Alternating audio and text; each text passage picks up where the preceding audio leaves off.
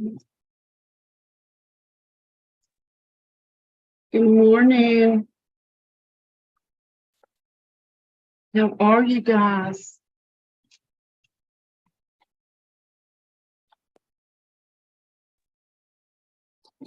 Fabulous, Miss Susan. How are you? I'm good. Did you get my email last night? I did. We got you all down for the 9th. Okay, good. Yeah. Tim never confirmed that with me. Well, I just probably confirmed it with him about 5 minutes ago. Oh, okay. He said, these are the days Susan's are available. Choose. And I said, okay, that sounds good. All of them. Yes. We're working on getting it together. I don't know Awesome. if that's a good thing or a bad thing. What is it we're doing actually? We're going to be going over the whole transaction desk process. It's not really transaction desk training. It's the way we're going to try to bring all the offices into compliance the same way. Just procedures pretty much? Yeah, procedures. I Yeah. see. And I've got some training documents on checklists and things like that. So everybody can have them. Awesome. We're going to, I don't know if you've seen the calendar for March yet. That should come out, and it might come out today. I have it already. Yeah. It might already be out. I don't know. I just need it. I don't know. After Tim printed it off. I don't know. So we're going to work on some transaction desks next month too. And I just went through the pricing strategy advisor class with the agents down here. And I was thinking that maybe I should do that for everybody. I mean, it might take us a little while to get through it, but Sounds good. I worked it all the way the month in our sales meetings. That was our training all month in February. So we might just do that. Got my husband out there with his thing on his head. You can see him from the nose up. Yeah. I'd recognize that shine anywhere. There you go. We live in Cleveland, so we were trying to be as expedient as possible because I had my wound care here in Chattanooga this morning. And then we got the concert tonight because we had these concert tickets before they finalized the date for the award ceremony. So we're going to a concert tonight, and then so I got the Who you hotel. seeing? Bob Weir, from the Grateful Dead. That just doesn't seem like you. I'm a huge hippie at heart. I mean, I'm just telling you, I'm a huge hippie at heart.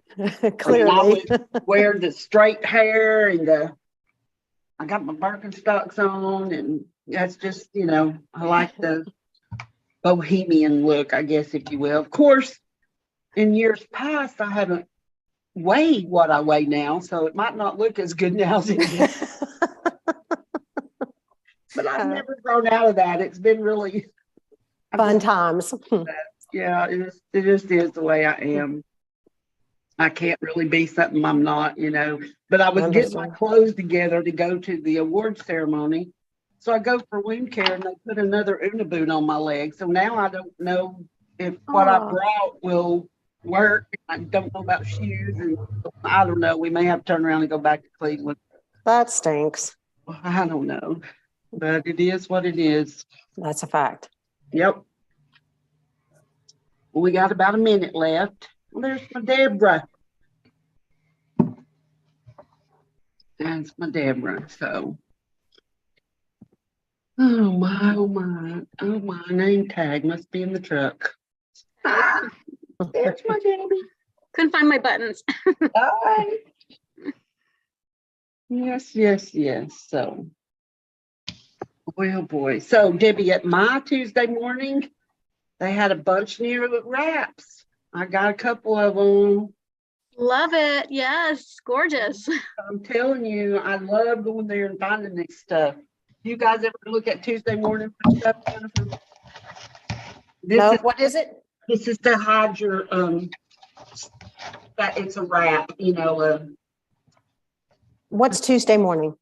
Tuesday morning is a store. There's one in Cleveland, and I know of at least two in the Chattanooga area that I know of. There may be more. It's kind of a closeout store, I guess. Is it just clothes or? No, it has very few clothes, but these are one of the things they carry from time to time, and some pajamas maybe, but mostly it's household stuff. But just a little bit every once in a while they'll have these things, and I got me either 2 or 3 new ones, and I'm like, yes. Sometimes toys, they'll carry Legos or Mhm. Playmobil toys. I'll just kind of shop for little things. And one time I went to the Cleveland store and I found some toys, and the man said somebody just came and bought all of this one toy to resell on Yes. the internet. Yep. Yeah. There you go. You can get good deals there. So just so you guys know, I got 2 screens going on, and I got all you guys sitting over here, and then I'm going to share this screen right here. So when I'm looking over here, it's because I'm looking at y'all. Okay. So that's what I'm doing, but I'll mostly be looking over here. And welcome this morning. We're going to go ahead and get started. Let me go and share the screen, and we're going to talk about counting days, because are you seeing the purchase and sale agreement with red and yellow? Okay, I just want to make sure I shared the right screen. And I am recording, so we'll have this for anybody that doesn't come. But I do know that counting days is always a issue amongst realtors, and sometimes it will cause a major problem. It really will. So that's why I wanted to kind of go over the whole counting days. Now, when Linda sent out the email, did you guys get a PDF attached to the email? Okay, so that is the notes, basically what we're going to be going over today. And I just took this paragraph that you're seeing here on the purchase and sale agreement. I took it out of the document, and then I just made my comments on it. And just in case I'm seeing some folks on here I haven't met yet, Autumn and Ronnie, I haven't met you guys yet. So welcome. Hello. Hi. So we try to do this on Friday, try to make it form related, and there ain't no telling what we'll end up talking about. That's just kind of how it goes. And I appreciate you guys being here. They are from our Etowah office. Oh, you got, yay. Yay. Yeah. We've got another one coming on board too. Yay. I'm getting crowded up there, man. You're going to have to Indeed. Sell some property. Yeah, y'all got to get busy. No, I'm just kidding. Indeed. No, indeed. So like I say, there's a lot of discussion amongst realtors about counting days. So I'm going to go ahead and pull up that document that I sent to Linda. But some of you guys might not know, what I was saying is that I was on the state forms committee for, goodness, I don't know, 15 years maybe, Terry, is that right? 17 years? I don't know. I chaired it the last time in 2019. And I haven't applied for it again, to be honest with you, because it's a lot of work. And I think we've got pretty good forms that we use right now. They're just tweaking them every now and then. They've not made any major changes to them.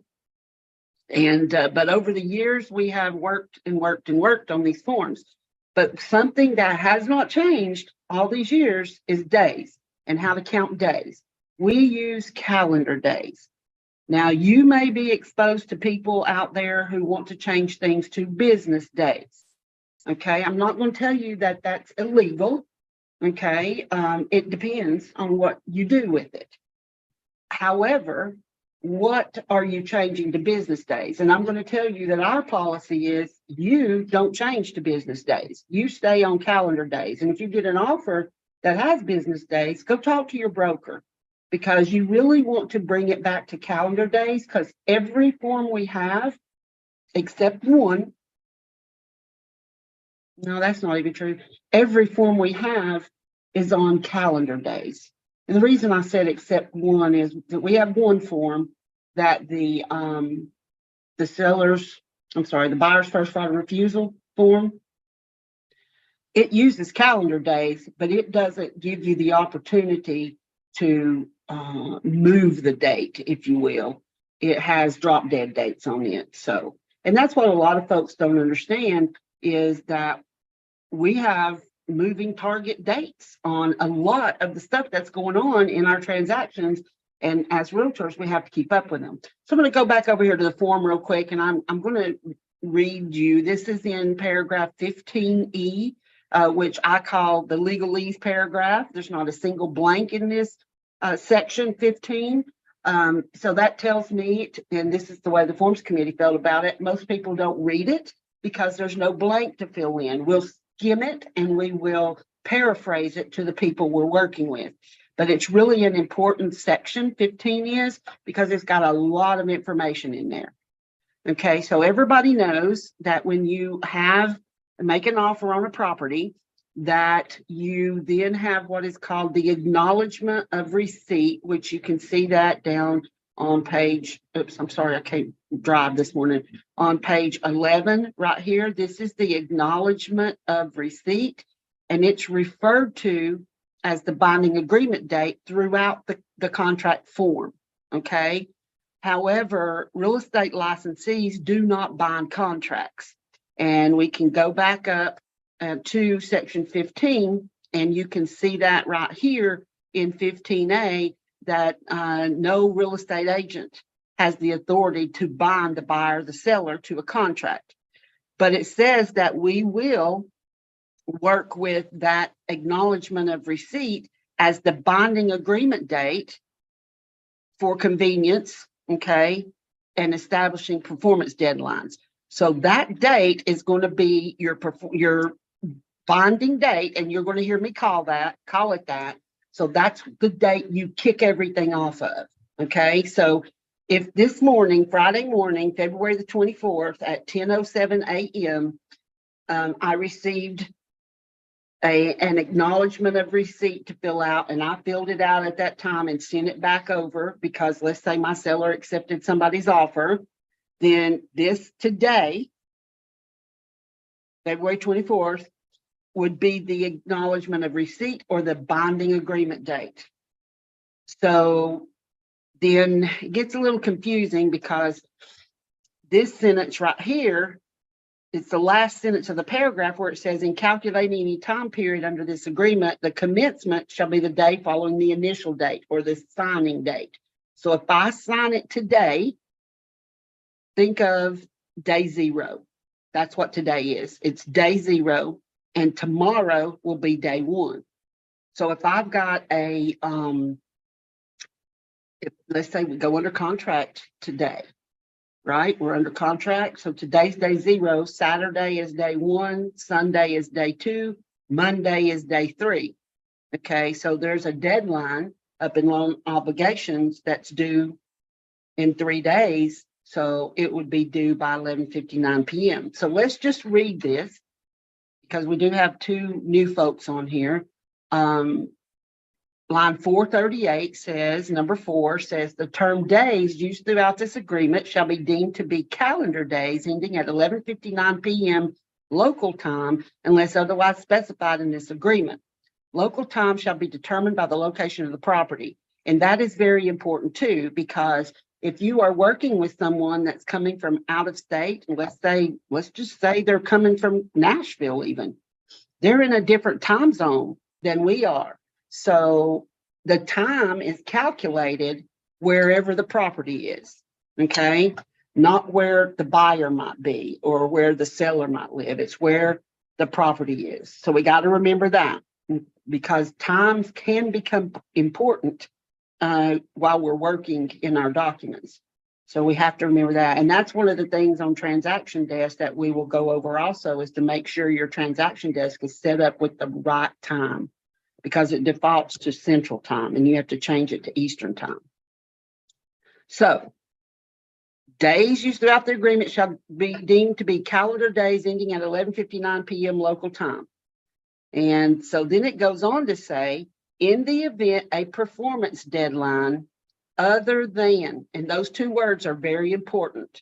And when I'm teaching the class, the forms class, I tell people circle those two words because it's telling you if there's any performance deadline that has to do with this contract, other than the first one mentioned is the closing date, and that's defined in section 4, and the date of possession as defined herein, which is also section 4, the completion of repair deadline, which you will find on the repair replacement amendment, and the offer expiration date as defined in time limit of offer section, which is, I don't know, maybe 20 down at the bottom of this form. So if any performance deadline other than those 4 dates, that's 4, right? 1, 2, 3, 4 dates. If it occurs on a Saturday, Sunday, or legal holiday, the performance deadline shall extend to the next following business day. And so then it goes on to tell you that holidays as used herein are those days deemed federal holidays pursuant to 5 USC 6103A. Now, I'm a huge nerd. I'm probably the only one that's ever looked that up. Anytime that I teach a class, I'm usually the only one. But there are specific holidays. Now, I know that, let's see here. Right here. Let's see if we can take a look at what it says right here. I know that's real important to y'all, but, and it's A, right? So I don't know if you can see this, but as you can see, it's important that I tell you this because I got a letter from an attorney this year, and God bless him. I hadn't heard any more from him. I think that it's dead. But what you need to understand is that these days are legal public holidays. Now, it says nothing here about the day they're observed. Okay. So for instance, this past year in December and January, Christmas was on December 25th, which was a Sunday, right? But most businesses observed it on Monday. So we had a little come to Jesus meeting with an attorney because this rule does not say the day it's observed. It says December 25th. Now, there's both in here that have actual dates. And then you have like Martin Luther King Day. That's the 3rd Monday in January. And that moves, so they didn't put an actual date, right? So it's the 3rd Monday in January. You got to understand how that works. It's not maybe the day that the bank closes because they needed to be open, because there's some federal laws about how banks have to stay open. So it's not that. It is this, what you see on the screen right now. These are the holidays. Okay. So January 1st was the same thing. It was on a Sunday, but it was observed on Monday. So this attorney who was representing the seller of a property, one of the agents had an offer on, wanted to tell me that we were wrong because can you just go figure? The inspection period ended on Christmas Day. Go figure, okay? But that was a Sunday, so we did bump it till Monday, right? Because that's what it is, but they still didn't acknowledge a repair proposal by 11:59 p.m. Monday. They did it at 4 p.m. on Tuesday, and he wanted to say that we didn't know what we were talking about. We didn't understand our own contract, but it says Christmas Day is the holiday, okay? But because it landed on a Sunday, and it was a holiday, we bumped it to the next day. And that's what you have to do. And that's why people get into arguments about days, because they don't read through the whole thing. And I think one of the things that you can do when you're working in from contract to close is what I call it, is as soon as you go under contract, we have this form, and I just went blank on the number. 7 something. Let me find this form. It's the timeline form. I'm trying to remember what that is. Is it 708 maybe? Let's look and see. I got you people covering up my whole screen. I can't see anything. Let's just see if it's this one. Yep, it's this one. It's called a purchase and sale agreement timeline checklist. So utilizing the way we count days, okay? What number is that? That's the 708. So once you're under contract, you could take this form and fill it out because you put your bonding agreement date here, right? And then you can bounce all your dates off that bonding agreement date. And then these blanks here that run down the side, that's where you enter the deadline date for each thing that's going on. And if you would Susan, feel, does it make any difference if your binding date is a holiday?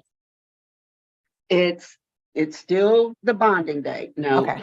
Yeah. So like if somebody was working and Christmas Day, they signed an acknowledgement of receipt. Okay. That would be day 0. That's day 0. And then Monday, day 1, if it was on a Sunday or a holiday, or if it was on a Wednesday and it was some kind of holiday, it would still be the bonding agreement date. Yeah, so that way you can, and if you fill this out and you put these deadline dates in here, then you could share that with the buyer, you could share it with the other agent. That way everyone has the same date. Okay.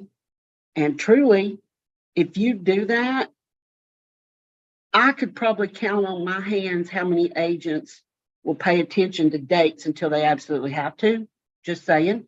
But if you do this, then everybody will be on the same date. And you might even miscalculate by a day, and somebody might help you. You might say, but wait a minute, I count that different. And y'all could talk about it up front before it becomes an issue when you're missing something, okay? So these are, this is a good form to use. Honestly, setting up transaction desk, I put these things in as tasks, and that drove everybody crazy. So I had to take them out. But you can go in and you could yourself put these items in, because you can even bounce these due dates in transaction desk off your bonding agreement date, because you can go back in and put in your acceptance date, bonding agreement date, and you can tell transaction desk to remind you of things within X number of days after your bonding agreement date or before your closing date. Like if you need to do your final inspection, you can say, I need to do this, 1 day or 2 days or 5 days, whatever you put for your final inspection, and bounce that off your closing date, because transaction desk will allow you to manage your transaction. That's what it's all about. It's not just a forms place, okay? It actually will let you manage that transaction. All right, so you have questions at all yet about how to count? Or so one thing, I spent too much time playing with y'all and didn't get in what I wanted to get in here. Oh wait, there it is. I want you to take out your phones. Okay, I want you to take out your phones, and I'm going to have you calculate a couple of dates. Okay, and I've kind of sort of already told you about some of it, so you should be able to do that. I've got a little, got one already in here, all set up for you to do.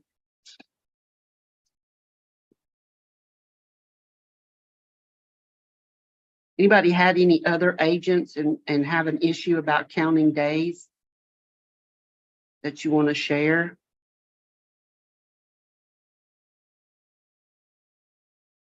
Anybody? All right.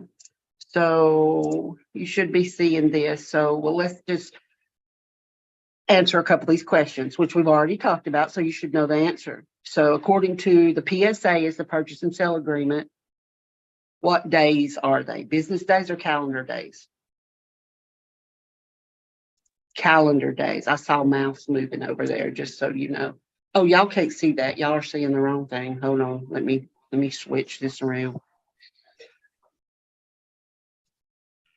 That's what happens. There's too daggone many computers. I'm just going to tell you right now, that's just too much for me. Let's do this one. And go back to this one. There you go. Now you're seeing the big slide. So it is calendar days. And according to our document, what time does that calendar day end? 11:59. That is right, 11:59. So here's a question for you. If the closing date you've entered into the agreement falls on a Saturday, Sunday, or legal holiday, which day does it move to? The next business day. Think about that a minute. Think, that could be a trick question. Read it again. Closing date doesn't move, does it? That's right. The closing date doesn't move. And that was a trick question, Alan. Sorry about that. You got me. I did. I get everybody, just so you know, usually when we're in class, so it's not just you. But now this question, you get the answer. Why is that doing that? I don't know why that's doing that. It gives you the answer right away. But if the last day of the inspection period in the agreement falls on a Saturday, Sunday, or legal holiday, it moves to the next business day. Because it's not one of those drop dead dates, right? Does it have to though? Because every single one I've ever had, it's never been an issue, and we've got it taken care of on a weekend or a holiday until I had my house, and then I was waiting for it, and I was thinking it was due on a Sunday, and then I realized, oh, we have this rule, but nobody I've ever dealt with has ever actually done that. I know. I do understand that, Debbie. You're right. That's what I was saying. I could probably count on my hands the people that actually pay attention to this until they absolutely have to. And that's the kind of market we've been in also. It's been like boom, boom, boom, boom, boom, boom, right? Everything's happening and you're just pushing through. So I think people are going to start paying more attention. So the question was, does it have to? No, if y'all want to work on the weekends, work. You can work it out beforehand. It's when you wait to the last minute, okay? You can always move on. You know what I'm saying? Because time is of the essence. We have that in section 15 also. So it only comes into play when people are not meeting or on purpose maybe, or they're just not meeting deadlines. Because if you have your home inspection, let's say you have 7 days to have the home inspection done, and you get it done on day 5, which is a Friday, and you send a repair proposal, and my seller's like, and so that starts the resolution period, and we got 4 days in that, and my seller's like, oh yeah, I'll do all that, and then sign all the paperwork and get it done. You don't have to wait the time. Does that make sense? Yeah. Yes, so in that case, then if we send that over on a Friday, so they could also wait to start the resolution period on Monday? No, the resolution period, that's a good question, Debbie. Thank you for asking this. Let me, that's a Georgia contract. Don't look at that, okay? Hold on just a second. I was working on that. So let's go up here to the inspection section, which is section 8, and here's the resolution period. So they added this sentence here at line 323 through 325. The receipt by the seller of the above stated written list or repair replacement proposal marks the end of the inspection period and the beginning of the resolution period. So as soon as you send over the repair replacement proposal, then the resolution period starts.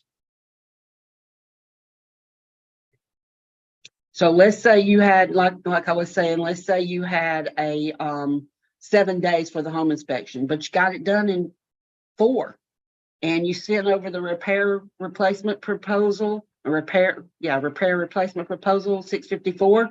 Then on day 5, and maybe you have 6 in the resolution period. So on day 5, you send over. You still had 2 days left in the inspection, right? But you send it over on day 5. As soon as you send it over, then the days of the resolution period start. I hope that helped a little. Did that help Yeah, a it little? does. And I guess it really makes more sense. I mean, it never happened to me before, except that one time in almost 7 years. But it makes sense to wait for the weekdays, because if a house does have a lot of issues, then it's going to be hard to find out if you can get a repair person on a Saturday or Right. Sunday. Yeah. It does. Yes, it does. And that's one of the reasons that I tell folks a lot when I'm teaching, since we're on this inspection paragraph, and we're talking about days, you know, a buyer will sometimes, a buyer's agent will put 7 or more days in the days to have the inspection done, and then only put 2 or 3 days in the resolution period. And it's backwards. I'm just going to tell you, because you really need to split those days up more evenly, because the seller's the one who has to get people over to give them quotes on things and look at things. And again, when you're working on the inspection period, you got to think about what's over in the loan obligation section in section 2 about the fact that they got to pay money and get their homeowner's insurance in place and all that within 14 days. And you might put enough days in these blanks that you're going past the 14-day mark of where they've got to go ahead and be locked into a lender and everything. So it's important to make your days work, not only know how to count them, but to make your days work in the contract itself. That's really important that you do that. Any other questions about that? Because days are everywhere throughout this agreement. I mean, we've got all kinds of stuff that is connected to the agreement. So Susan, Uh-huh.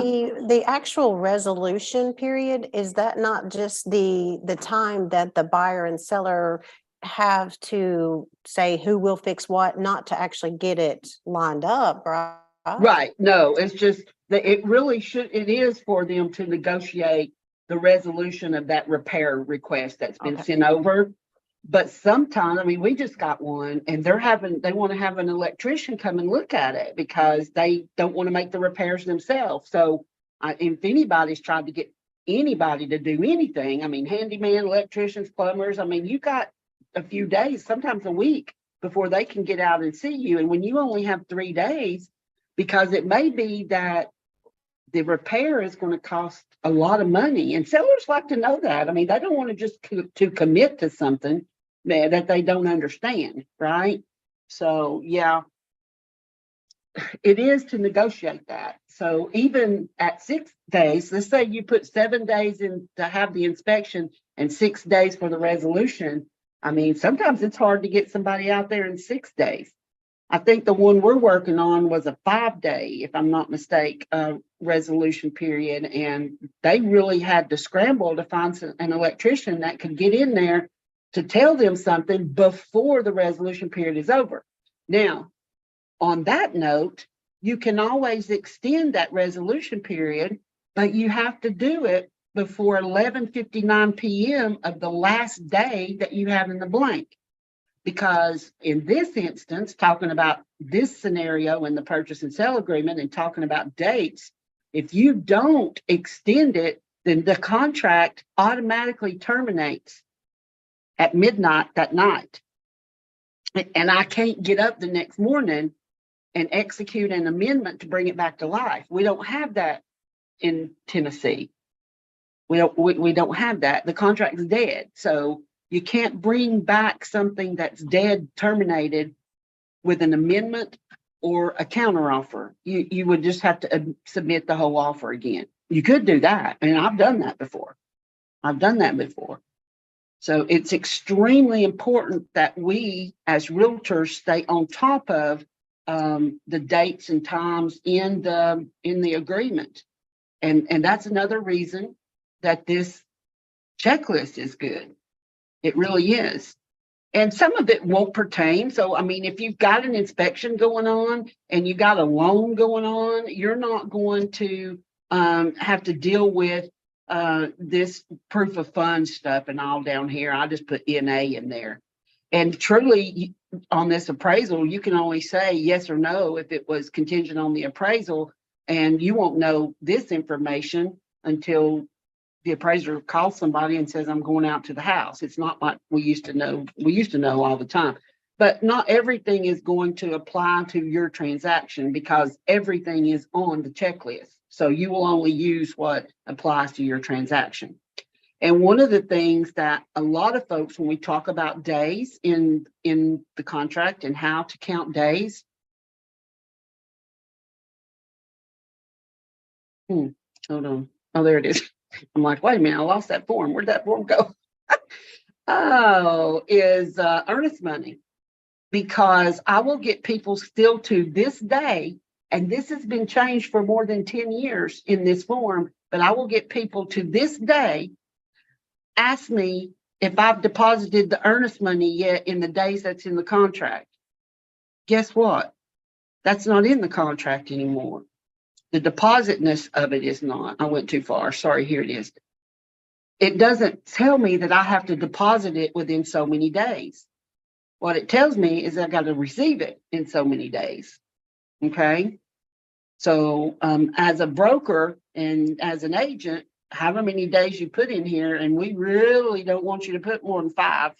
Now you might have an issue every once in a while where you might need to put more than 5. They're out of town or whatever. But you know, the mail runs, just saying. And if somebody's going to send you earnest money, they need to overnight it so it can be tracked.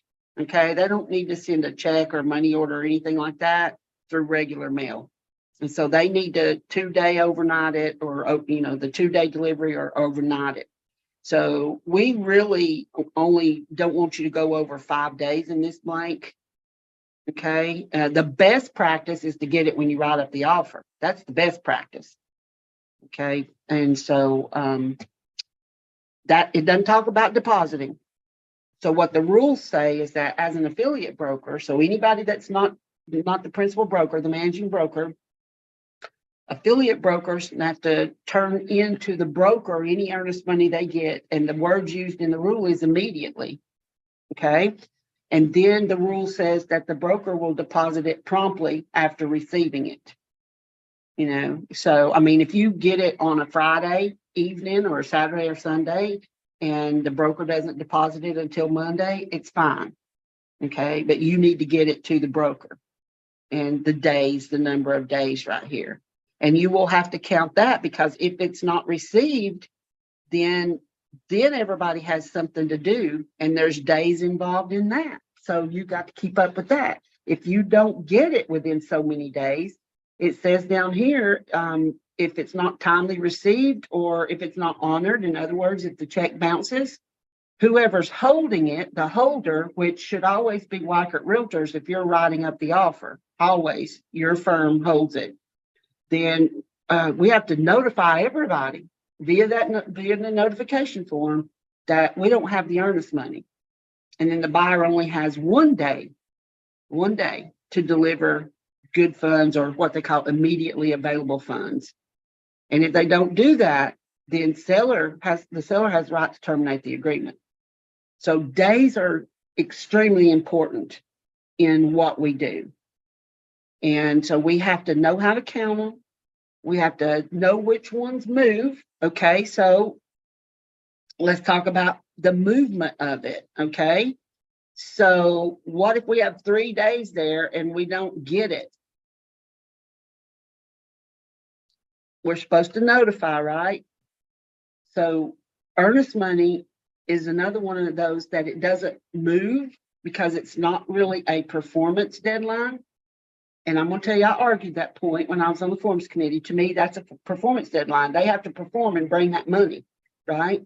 But the attorneys say, no, they, because of this language here, then you have to promptly notify and get the earnest money in. So the earnest money date doesn't move, even though it's not printed back there in that paragraph. But you could do an amendment, right? Yeah. Yeah. Yeah, you can do an amendment. You can absolutely do an amendment if you see something's coming up. Now, there is several companies out there right now, and that do not hold earnest money. And you will see in the MLS that XYZ title company will hold the earnest money. Well, if you've got the buyer and you're writing up the offer, again, just have your firm hold the earnest money. Don't put it in a title company, because the title company is not bound by the same rules of the real estate commission as we are. If by chance it needs to go to a title company, because it might when it comes to foreclosures, if we have any of those and things like that. And always remember, a foreclosure has an addendum that will change everything you put in the contract anyway. So, but if somebody is insistent upon a title company holding the earnest money, there's a form you need to use. It's the RF 482, and it's an escrow agreement. Okay. And what that says on that form is somebody's going to hold it, and they're going to comply with the contract, and what the contract says will happen. Okay. And everybody signs it. The buyer signs it, the seller signs it, and the title company signs it. So there's an agreement in place with everybody that they will handle that the way the contract says it will handle. So days and days and how to count days, it's all throughout this document. That's why you got to remember calendar days that end at 11:59 p.m. Okay. And I'm going to tell you right now, I don't want to work at 11:59 p.m. All right. That's another thing. I mean, people will go in here and even time limits of the offer. They'll put 7 or 8 o'clock at night. Do you know what that does? That guarantees you're going to be working at 7 or 8 o'clock at night and after. Right. So stop doing that. Don't do that. Get your work day going and make it work for you. Okay. You control that calendar. But you've got to make sure your days are the way they're supposed to be. And there, that little bitty section, let me make you car sick and get all the way back down here to it. That little bitty section right here that has to do with days, this lines 438 through 445, they will cause pure havoc in your transaction if you don't know how to count days. So if it's any deadline other than the ones that are listed right here and earnest money, which somebody might argue that point with you, and okay. If any of the deadlines occur on a Saturday, Sunday, or legal holiday, it moves to the next following business day. And if you get an offer, let's say back up here this is one I got, and I'm like, what does that even mean? Right here on line 302 in the inspection, it said 10 or 7 or 10 BIZ. I don't even know what that means. BIZ. Well, I figured out it was business days. They wanted to change the inspection to business days.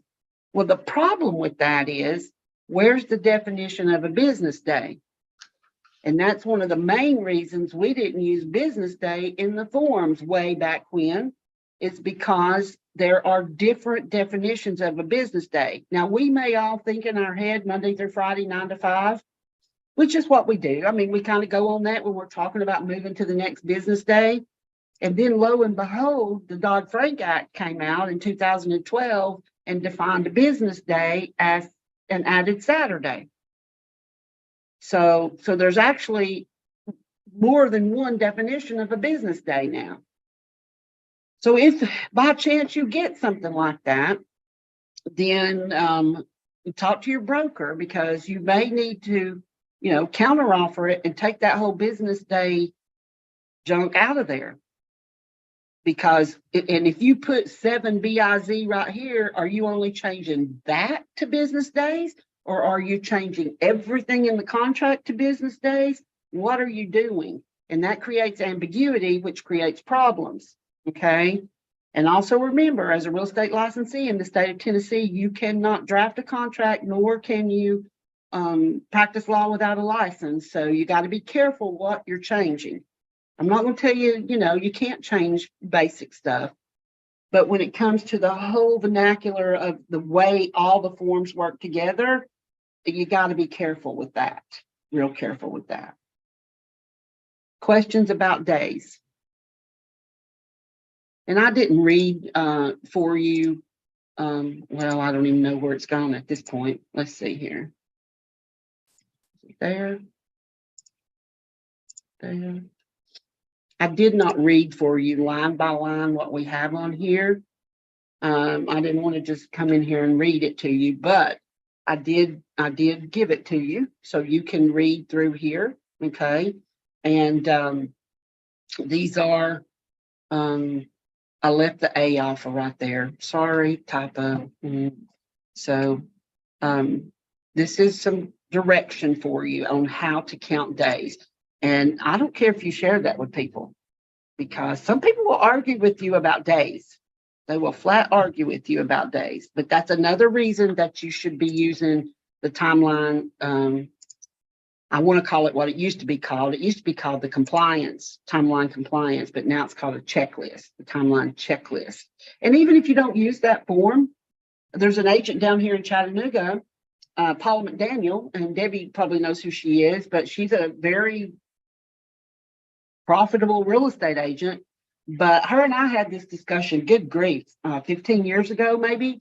And we talked about using that checklist. And so what she did is she took that checklist and she's created an email template. And if you do a deal with her, you'll get an email from her assistant saying, here are our dates. Okay. And she realized very early on there, well, probably not very early on, but earlier on that that was important that everybody had the same dates. So do what you can to move things forward in your transactions. You know, that's what you want to do. You want to move them forward. You don't want to be the reason that things don't get to closing date on time. And speaking of closing dates, see, everything's got a date to it. So at the closing, and you put a day here at the closing, what if the buyer and the buyer's lender aren't ready to close? Say that, unmute yourself and say that, Jennifer. I read your lips. Do an extension. Right. So you have to do an extension. And it basically says if you're going to close on an earlier date or you're going to extend the date, you need to do the extension, which is the closing and possession amendment to the agreement, which is the RS 657. Okay, so there are things you can do to change dates, because as you're walking through this, you're going to, I mean, as you're actually walking through a transaction, I mean, you might get, you know, a little wrench thrown in there and you may have to change some dates, but you always want everything in writing, always. And can anybody tell me why we want everything in writing? Anybody remember? Now you got two new people. Are they just out of school? Oh, they should definitely remember why we want everything in writing. Let's see here. Because you don't have a legal agreement unless it's. Yeah, you remember this from pre-licensing, everybody? The statute of frauds, remember that? So it was created to prevent fraud, if you will, in contracts. And the reason we want everything in writing is because you can't enforce it against somebody if you don't have it in writing. So any date or anything that you need to deal with while you're walking through this process, you know, you need to get it in writing if you need to change something. Okay. And dates. It's not enforceable, basically. It could be an issue. Absolutely. It could definitely be an issue. You will find some judges, depending upon, and see, we're not attorneys, so we can't make this determination, but I've seen this happen in court before, depending upon the intent of folks, right? They will work on the intent. What happened? What did they do, right? But then you get right down to it, and I've seen judges say, well, it's not in writing, so it doesn't matter. All right. Questions about days or dates? Days or days. Please just be very aware of all the dates and deadlines. I mean, it starts all the way up here on line 63 is where dates and deadlines start. We're not even talking about financing. Okay. So if you have any questions, let me know. We got lots more training coming up, and we didn't quite make it an hour, but that happens. Anybody got any questions? Nope, thank you. All righty. Y'all have a good Friday, and I'll see some of y'all hopefully tomorrow night. Susan, Anybody? was there any on that the set of dates that you had said that you were available? Were we only supposed to be picking one? You can pick one if somebody else don't pick one. It depends on what you want. I don't care to come. I mean, I can come at any time, but this one thing is what we're talking about. Right? Okay. But if you want me to come do something else, I will. Okay. So just let me know Sure. what else it is you want me to do. Sure. Absolutely. Thanks. You got some new agents. You guys may need, forms training, the whole full blown thing. Yes. I'm not sure I if would we love got it. that on the March calendar or not. Oh, wait, I think I separated it into different sections instead of doing it all at once on the March calendar on Form Friday. Did I do that? Let's see here.